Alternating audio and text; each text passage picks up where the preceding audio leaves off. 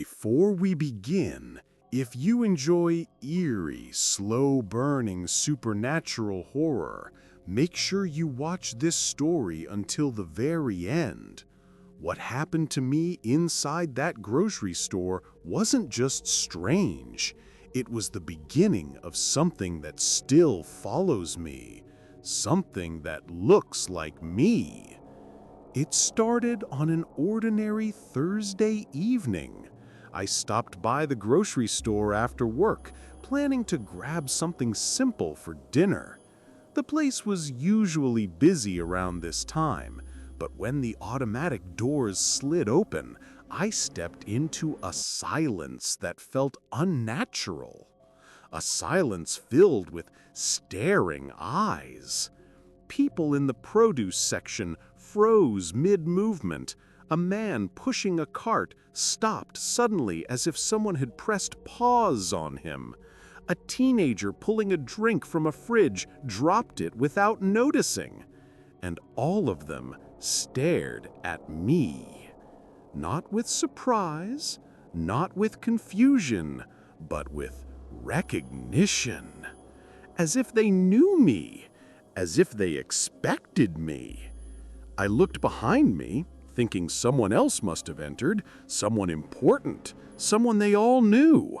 But the doors had already closed, and the space was empty. Every single person was staring at me.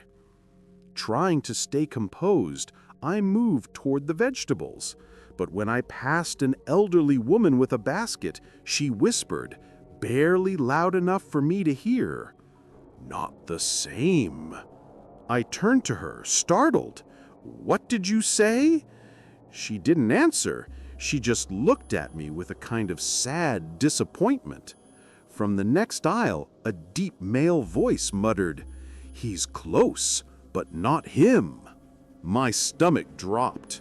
I abandoned the basket and headed for the checkout. But even there, the cashier, a man I'd seen 100 times who never said more than 3 words, leaned forward, eyes locked on mine. "You almost fooled them." Almost. I backed away. "What are you talking about?" He smiled faintly. "You will understand soon." I left without buying anything. That night, every time I closed my eyes, I saw their faces turning toward me in perfect unison, like they were a single organism reacting to my presence. I should have stayed away, but I didn't. For days I tried to ignore it. I convinced myself the whole store had participated in some kind of prank, but that explanation was thinner than paper, and deep down, I knew it. Something was wrong.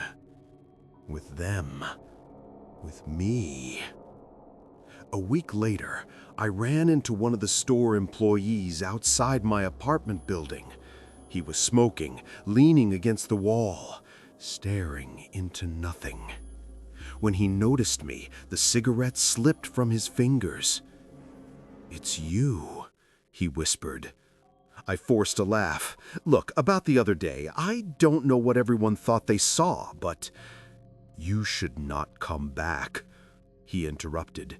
"Not until she finishes." "She?" My voice cracked. He looked around nervously.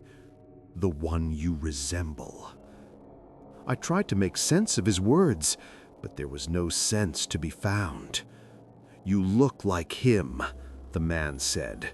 "Too much like him. But you're unaligned." "Aligned with what?" I demanded. He didn't answer. He just backed away as if I were dangerous. That night, as I sat in my living room, someone knocked on my door. 3 slow knocks. I checked the peephole, but the hallway was empty. As soon as I stepped away, another knock echoed, softer, almost hesitant. I pressed my ear against the door. and heard breathing.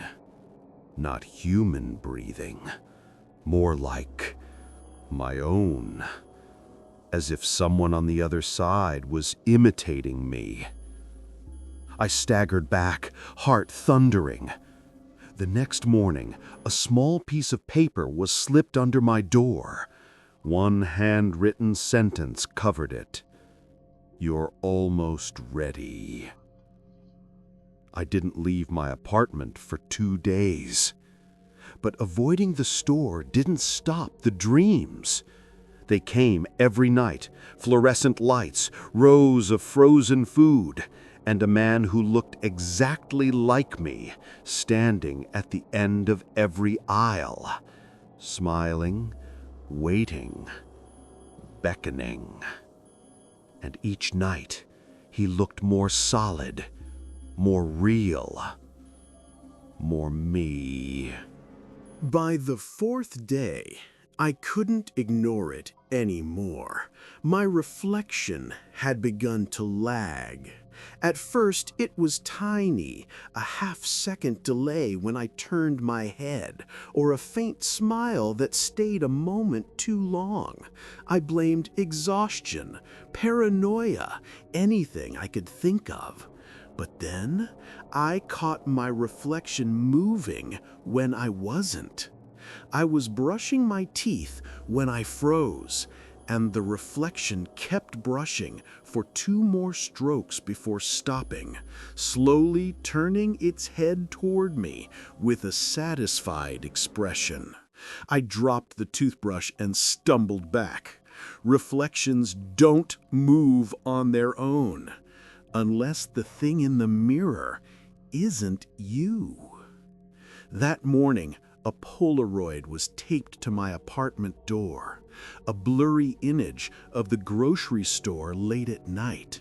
Inside, behind the glass doors, stood a man who looked exactly like me, but wrong. Skin too smooth, eyes too dark, posture slightly off, like he was learning how to stand human. On the back, written in uneven handwriting, "You belong here." I felt something pulling at me, not physically, but mentally, tugging like invisible strings, dragging my thoughts back to that store. Every night, the dreams grew stronger. Every morning, I woke with the taste of cold freezer air in my lungs. And by the 7th night, I found myself standing outside the store at 2:51 a.m., barefoot, wearing the clothes I had slept in, with no memory of walking there. Something inside me wanted to go in. Something inside me wanted to finish what had started.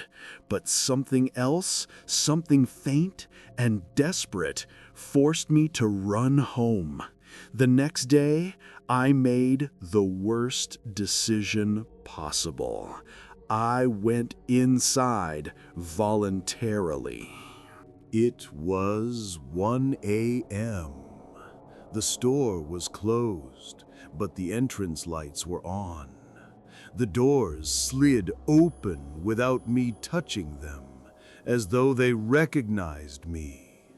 Inside, the fluorescent aisles glowed with unnatural brightness, and the store was full, not with shoppers, with people standing motionless, facing the entrance in long, perfect rows. Their expressions were blank, patient, as though waiting for a ceremony to begin. They parted, forming a corridor for me to walk through. At the far end stood someone. Someone I knew. Someone I didn't. Me. He smiled at me, the same smile from the reflection, the same smile from the Polaroid. But this close, I could see tiny cracks in his skin, like the surface of something artificial stretching too thin. "You've taken long enough," he said. My voice, my tone, my cadence, but colder. "What are you?" I whispered. He stepped closer. "I'm what you were supposed to be." The crowd leaned forward, breathing in unison. "You've been growing, changing, becoming more like me. And soon we won't be two separate things." I stepped back. He stepped forward. "Don't run. You've almost finished becoming me." When he raised his hand, the entire crowd mirrored the motion perfectly, like they were all puppets controlled by the same invisible strings. I turned and ran. The automatic doors slammed shut behind me so hard the glass shook, but I forced them open and stumbled into the parking lot. I looked back once, a mistake. Dozens of faces were pressed against the glass doors, all staring, all smiling, and at the center was him, still smiling, still waiting, still becoming me. That was 2 weeks ago. I've removed every mirror from my apartment, covered every reflective surface, but sometimes, in the dark corners, I still catch glimpses of him. A shape, a smile, eyes that look like mine but shine too brightly. And each night, the knocking returns. 3 soft knocks. Patient, confident, as if he knows the truth. There can't be 2 of us forever. One day soon, only one will remain. If you enjoyed this story, don't forget to like the video, subscribe to the channel, and leave a comment in English. It really helps the channel grow and lets me know you want more horror stories.